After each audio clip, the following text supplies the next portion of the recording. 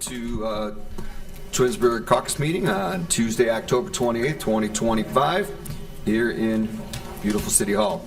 Can we shut the doors? Maybe shut the doors, Mr. Kotowski, if you would? Thank you. Boy Scouts. Shannon, call the roll. Mr. Post? Here. Mr. Bellin? Here. Mr. Fury? Here. Mrs. Walker? Present. Mr. Bonacci? Here. Mrs. Labby? Here. Mr. Barr? Yep. All right, do we have any presentations this evening? No? Okay. Any items for discussion? Nothing for me. No? All right. Do we have any audience participation? We do. First, we have Chris Kraska. I'd just like to remind everybody, if you come up to the podium to speak, you have 5 minutes. Before you start, if you would state your name and your address into the microphone, that would be great. And after 4 minutes, Ms. Collins will tell you that you have 1 minute left, just so you can keep an eye on time. All right, thank you. Okay, good evening. Council, Mayor Scafidi, Law Director Vazana, how are you doing? My name is Chris Kraska. I live at 2950 Cannon Road in Twinsburg. So I understand that the issue of allowing data centers as like use of the code under the industrial and manufacturing designation has been sent back to the Planning Commission. I'm glad to hear that.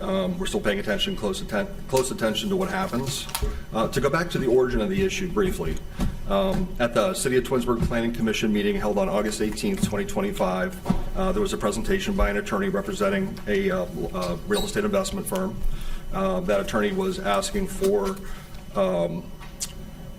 hang on one second. Allowed use designation for 6 parcels of land totaling 43.4 acres. We know the specifics. In that meeting, City Planner Lynn Muter offered the following. She said, to make the data center a permitted use and define its, I'm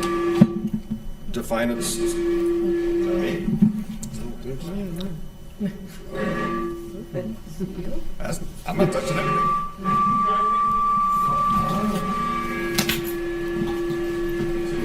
Anybody else have?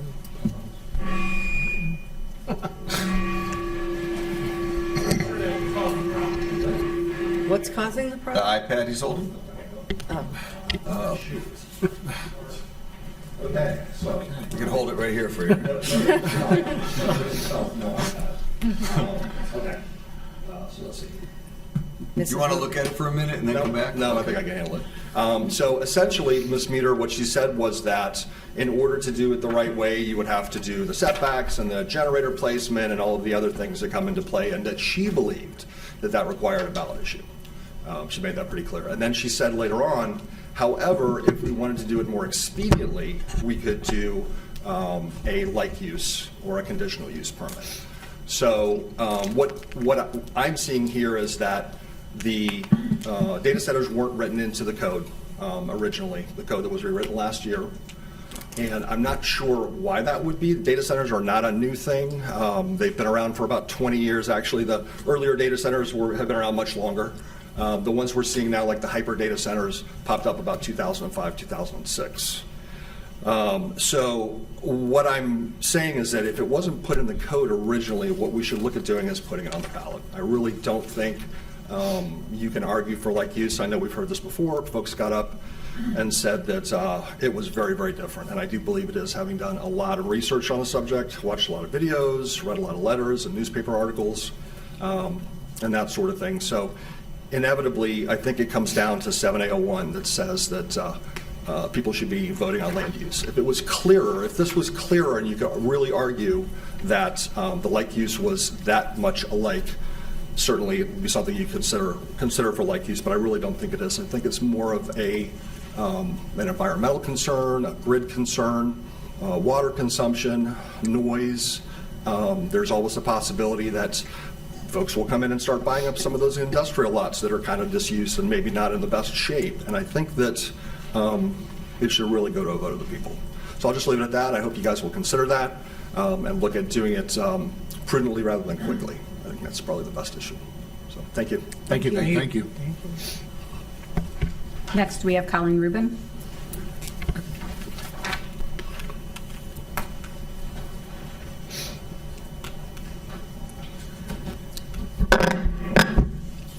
Good evening, Colleen Rubin, 2259 Sandalwood Drive. During the summer and fall of 2024, I was very much a part of the Release the Records campaign directed toward the unlawful termination of 3 police officers. The goal of this campaign was to make citizens aware of the true events and to force the city's hand in turning over records. The city had been very selective and resistant. The campaign was successful, and the fears of the mayor, the chief of police, and the city law director have been realized. The mandamus action has moved forward, and depositions have commenced. But I am not here to talk about depositions. In reviewing the past 1.5 years of the Summit County Clerk of Court's docket, along with the City Council meeting minutes and the city's financial records, some serious questions have come to light. These are about transparency, legal compliance, and how public funds are being used behind closed doors. This is just a small sampling due to time. First, Attorney Mike Cicero. This is the attorney hired, named in the public records, retained to assist with the illegal discharge of 3 police officers. There is no resolution, motion, or council meeting showing that the city ever authorized the retention of or payments for the services of Attorney Mike Cicero or the firm that employed him. There's also no record of how he was paid. Under the Twinsburg City Charter and the Ohio Opens Meeting Act, any legal services must be publicly authorized and voted on by City Council. The complete absence of any such records suggests that the city bypassed the required public process, a clear violation of both the city charter and state law.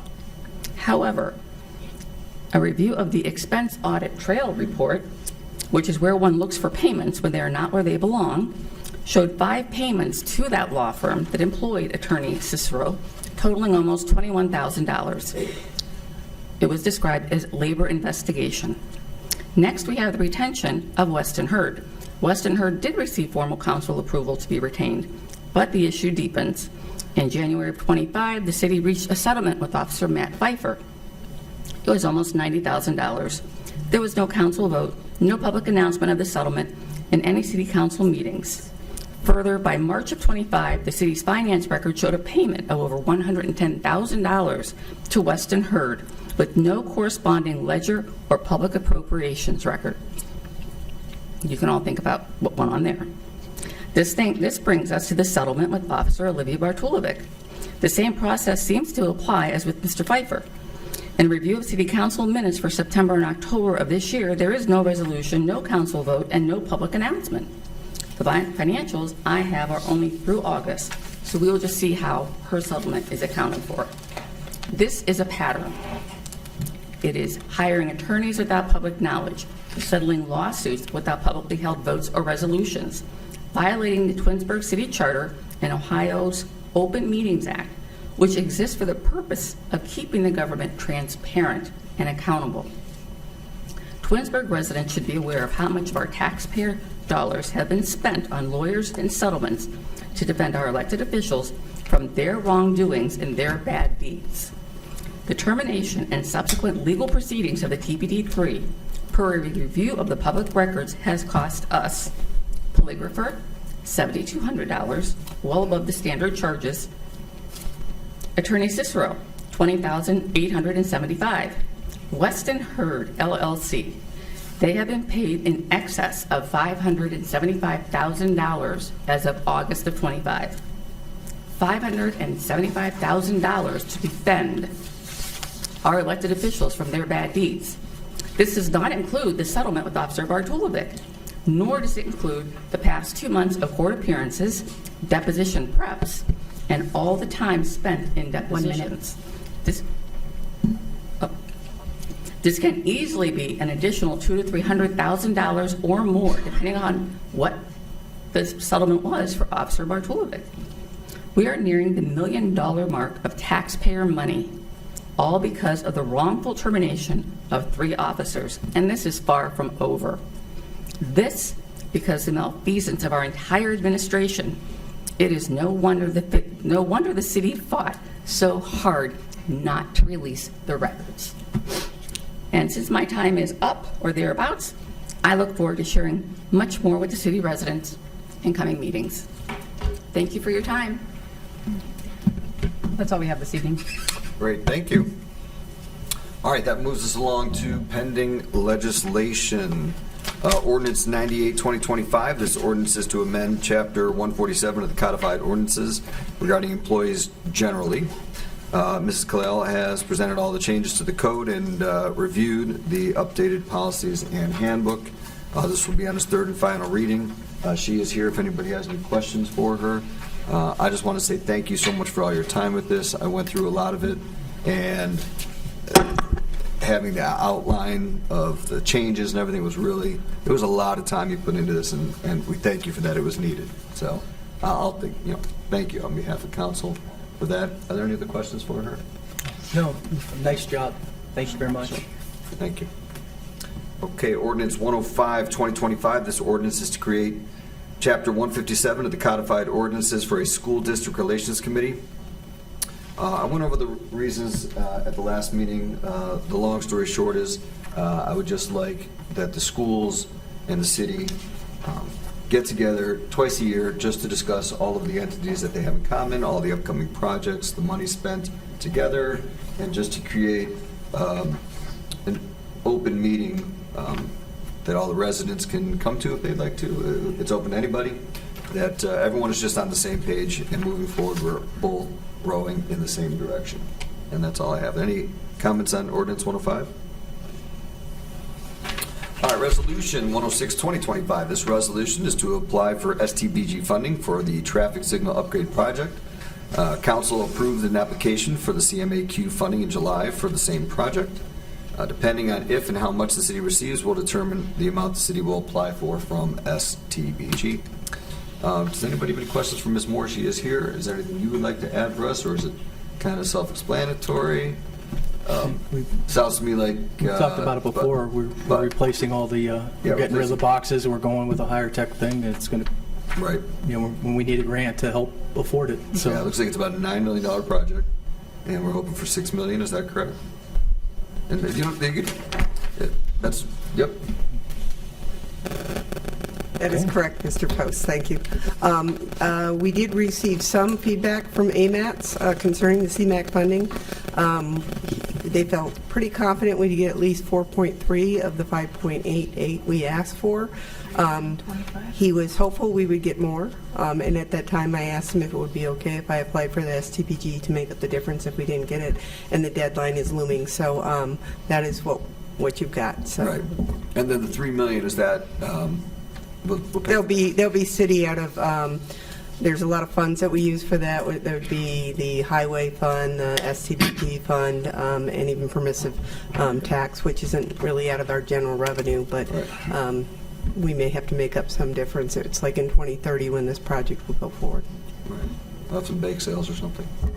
Okay, sounds good. All right. Any other questions? No, thank you. All right. Resolution 107, 2025. This resolution is to amend the renewal contract with AtNet Plus to include additional computers. The request to increase the user count to 190 as we are continuing to grow, and is not to exceed $160,000 annually. This will be on its first reading tonight. Are there any questions for that? All right, Resolution 108, 2025. This resolution is to apply for, accept, and enter into the OEPA WPCLF construction loan application for the wastewater treatment plant improvement project.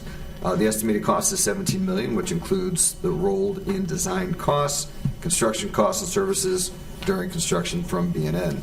This ordinance will be on its first reading tonight. Does anybody have any questions? I know we got 3 readings. Is there anything you wanted to add to that? I'm excited for this project. It's going to really be good for our wastewater treatment flow, literally, and just make everything better, more efficient. And I'm really looking forward to it. Our stuff is band-aiding everything. So, are there any other questions we have? Or? Okay. All right, thank you. Resolution 109, 2025. This resolution is to authorize the purchase of a property located at 2597 East Aurora Road. This is right on 82 there, just a little bit east of the freeway there. Mayor, Mr. Pizzano, do you guys want to add anything? No need to if you want to. Okay. Any other questions? I don't have anything to add at this point, but I will note that it will be obviously read for 3 readings, and if you do have any questions, we can talk about them at subsequent meetings, and also feel free to reach out to Ms. Ziegler in the interim. But again, any questions you may have, please let me know. All right, great, thank you. And that's it. That is all we have for legislation. Short one tonight. Does anyone have any miscellaneous they'd like to bring up? I do not. Anyone here? Anyone here? Just something real quick. Yeah. So as the council rep for the planning commission, one of the things that gets mentioned time and time again is that, we have a new code, and, it was voted on and passed, and that, and to Mr. Kraska's point, data centers weren't included in there. I'm sure as we go forward, there are going to be other things that aren't included in the code specifically. With that said, I agree with Mr. Kraska that this should ultimately end up on the ballot. If we're going to add it, I believe that's what it should be. So I know we're not discussing that tonight, but thank you for taking the time to speak. That's all. Okay, thank you for that. Nothing else? All right, with nothing further, we're going to adjourn the caucus meeting at 7:17.